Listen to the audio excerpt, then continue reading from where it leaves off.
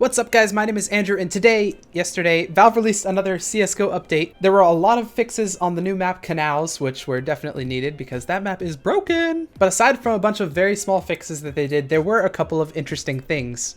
First, they made a couple of UI changes at the main menu to make things easier and smoother. Here's what those look like.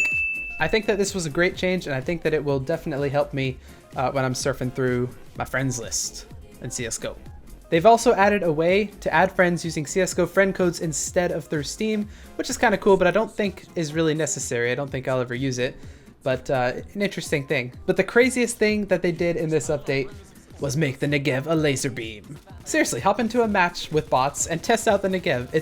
The first 10 or so shots are completely random, but after that, the Negev is straight up a laser beam. It does not vary at all after those 10 shots in spray pattern. There is no spray pattern. There's no more Negev spray pattern. It's insane. Now, since Valve is testing out these crazy new updates for the Negev, they've taken the Negev and the Revolver for some reason. I don't know why they took the Revolver out of competitive matchmaking, so that they're not affected by this crazy change. Does this new change make the Negev OP? I'm not so sure. I hopped into a game in casual to test out the Negev against other players, and it didn't turn out too well. Now, while I got a couple kills here and there, it definitely wasn't the best gun that I could have had for every situation. I found myself killed pretty often by people who had the M4 and people who had the AK.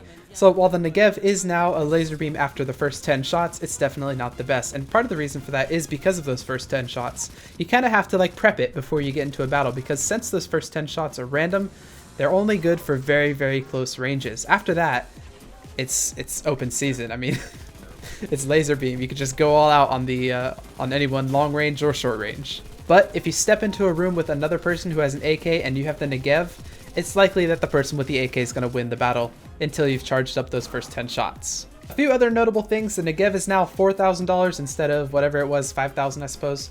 Also, they've added some suppressive fire, which, I mean, I'm gonna be honest, I don't really know how that works yet. So maybe we'll see it in game and we'll see what that does. And of course, they've made you super slow while holding the Negev, so you can't run around anymore. You're more like, kind of seem like a juggernaut from Call of Duty games, just walking around super slow everywhere.